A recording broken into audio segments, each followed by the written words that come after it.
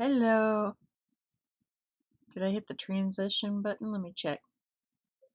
Oh no, it doesn't look like I did. Let's just fix that up. Now, hi. It is March the 9th. I'm not sure about the Ides of March, but I think it might be coming up soon. I don't know. I think that's some sort of superstitious thing. How's everybody doing? I thought we could do a story on Chernobyl. What's the name of this? What did I call this anyway? Did I even change the name? Started to. Meant to type in a good title and I think I forgot. Just Chernobyl, huh? Wow. So powerful. Well, everybody knows about Chernobyl, right? We all know that it melted down years ago. And also, there's another one. I'm not just going to cover Chernobyl. I'm also going to tell you what's going on with the Zil something something plant. Zapper. Zapper is Hizizia. I think this is the one that got shelled. Oh my gosh. Is that a picture of where they shelled it? Are they really like attacking it bad? I thought like maybe it just accidentally got over the fence or something like that. I didn't know they were like, let's look at this up close. Oh my gosh. Look at that. I think it's been hit. Oh. A view shows a damaged administrative building at the Zaporizhzhia nuclear power plant in Enerhodar. So this is from today. So we'll start with this one and then we'll move on over to tell you about the Chernobyl plant, okay? So this is important and I have a couple of small videos and this won't take long. Vienna, Reuters. So Reuters is Russia. I'm pretty sure. I always say that just in case I'm wrong. You know, you can go do your own research and find out if really Reuters is. I'm just going to tell you. If I'm not sure, I'll tell you. I'm not sure. It's okay though, because I can't get everything right. And I'm willing to, like, if I'm like 90% or 99%, I'm a very accurate kind of person. So if I'm not sure, I'm going to tell you. Okay, Vienna. The United Nations nuclear watchdog has lost touch with its remote systems that monitor nuclear material at the Zaporizhzhia nuclear power plant in Ukraine, it said on Wednesday. Zaporizhzhia, Europe's largest nuclear power plant. Okay, it's the largest. It has been in Russian hands since last week, when a blaze broke out in a building at the site after clashes between Russia and Ukrainian forces. I showed you some of that video, and everybody was really freaked out because they were like, oh, it hit a nuclear reactor, and then it was like, no, it didn't. Yes, it did, back and forth. So we don't know for sure the truth about it, but you know, the official thing is that it didn't hurt the plant. But would they really tell us if it did? I'm just saying. I mean, unless it's obvious like Chernobyl was.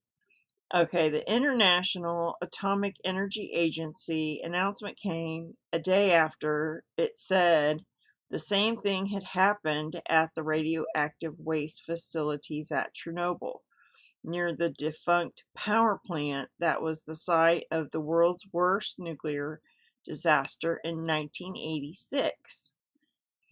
I wasn't sure about the date on that one. Both sites are under Russian forces' control, but we are being operated by Ukrainian staff in conditions that the IAEA says endanger the safety of the facilities. Not the safety of the people, but the actual facilities. So it's being run by Ukrainian staff, but the Russians are in control of too. IAEA Chief Rafael Grossi is concerned about the sudden interruption of such data flows to the IAEA's Vienna headquarters from the two sites, where large amounts of nuclear material are present in the form of spent or fresh nuclear fuel, and other types of nuclear materials, the IAEA said in a statement. Also, think about Fukushima. Remember that place? Hurt the ocean for forever. Chernobyl's forever too. And it could happen in with this one that I can't even pronounce. Okay, there's a press release update on the situation in Ukraine with another link. It was not clear what had caused the disruption, the IAEA said, adding that transmissions from other nuclear facilities in Ukraine, including its 3 other operational nuclear power plants, were continuing. The status of the equipment that had stopped transmitting was uncertain. So there was some equipment that stopped transmitting, and it was uncertain. What does that mean? The agency said Zaporizhzhia operator had informed that 2 of its 4 external high-voltage power lines. So it had 4 power lines, and 2 of the high-voltage power lines had been damaged. So only 2 are now available. It only needs 1. And there's a 5th one on standby, plus backup diesel generators. So it's still got 2. It only needs 1, and then they got a backup. So right now they're okay, but I don't know. Everybody's nervous. 1 unit's transformer was also undergoing emergency repair after damage to its cooling system was discovered following the events of March the 4th, the date of the fire and clashes, it added. These recent developments added to the IAEA's growing concern about the safety, security, and safeguards impact on the conflict in Ukraine on the country's nuclear facilities, said the IAEA. Grossi has also called for a trilateral meeting with Ukraine and Russia to ensure the safety of Ukraine's nuclear facilities. He said on Wednesday he would travel to the Turkish city of Antalya on Thursday. That's tomorrow? Yep. Where Russia and Ukraine foreign ministers are due to meet. Earlier on Wednesday, Ukraine said power to Chernobyl had been cut, but the IAEA said the spent fuel there could still be cooled safely. The power has been cut at Chernobyl, but the spent fuel there could still be cooled safely. Okay, so now we're going to listen to the mainstream news and see what they say, okay? Because we just heard that about Chernobyl. Let's listen to these guys first. This is MSNBC. Oh, sorry. Oop. The country's nuclear agency says the Chernobyl nuclear power plant, which is currently occupied by Russian troops, has lost power. The state-run company says the fighting is making repairs impossible and is warning of possible radiation and nuclear discharge. Ukraine's foreign minister is urging the international community to call on Russia to cease fire to allow repairs. A quick thought, Claire McCaskill, that there are 4 plants in Ukraine, and this has been an ongoing concern as the Russians are taking over the nuclear power plants. Yeah, let me echo Anne's concern, though. If Russia agrees to do this, which would, of course, be the right thing to do, who's going to trust them? I mean, they're murdering women and children trying to evacuate the country purposely. So I think the problem is, yes, they might agree for these repairs, but I think Putin is probably on the side of chaos in Ukraine and isn't that concerned like all the rest of us are. I mean, we're horrified at this possibility. And the power plants are a strategic objective, aren't they? I mean, they're a way of going nuclear. I don't know if the intention is to go nuclear, but certainly the intention is to cut off power in Ukraine and to create chaos and fear. Haha. Well, I didn't hear any of that in the article, though. Did you? Was that the same article that we just read? I'm just curious, like, you know. Let's look at the picture. We're following a concerning new development. The agency says occupied by the state-run company. Was that the one we just read?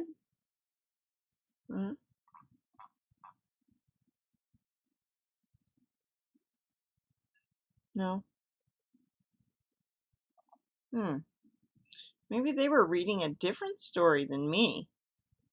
Okay, let's hear what this guy has to say. This is Fox News. CIA Director General David Petraeus. General, I'm here at the touchscreen map, but just a couple of things that we want to get your analysis on. First of all, the move here in the south and east of Ukraine. I just want to draw on here. This is the Dnipro River, which sort of bisects Ukraine here. It comes out to the Black Sea. And what Russian forces appear to be doing is they're coming up through Crimea, up through Melitopol with their sights set on Dnipro from the south, and then also with their sights set on Dnipro from the north, as at the same time the Ukrainian forces start to move through the Donbass region.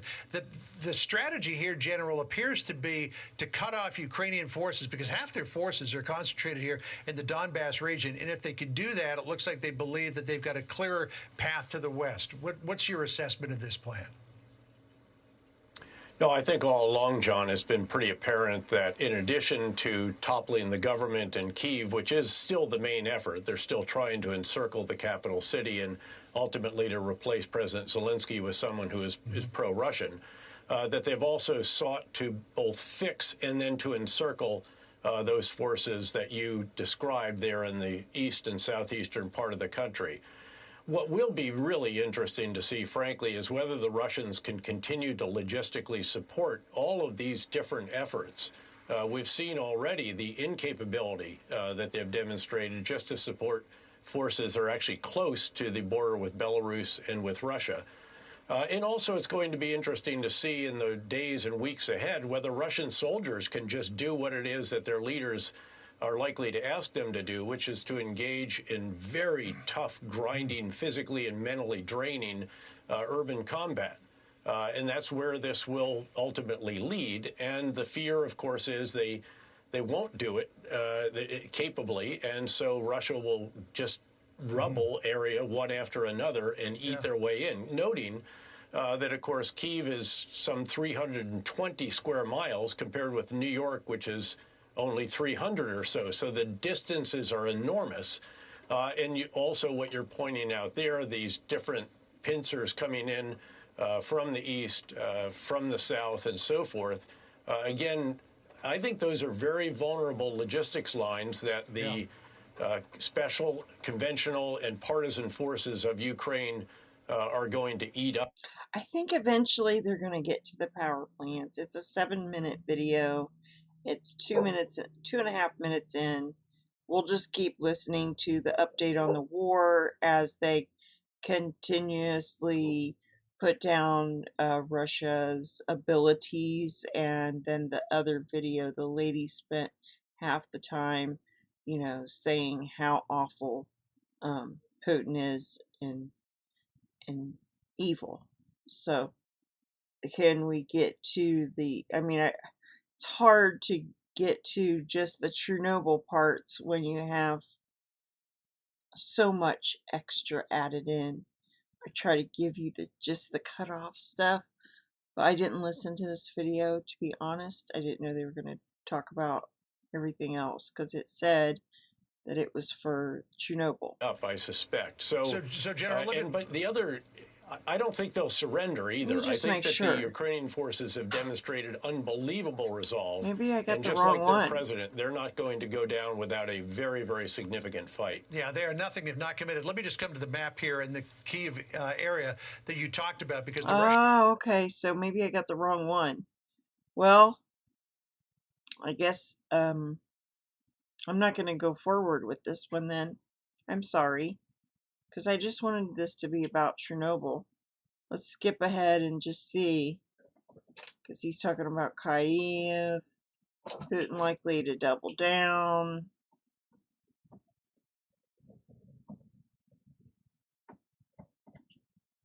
NATO, talking about NATO. I like his little thing where he can use his finger and just draw arrows.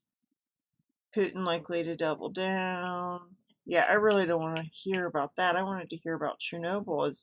Was that all we got to listen to with... I thought I had 2 videos going ready to go. Huh. Let's see what this one is. Alright. Volume. Commercial. I just love the commercials.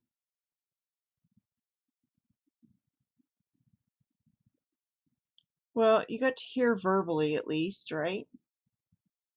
Well, I read the article. We'll listen to this one. I just wanted to keep it short.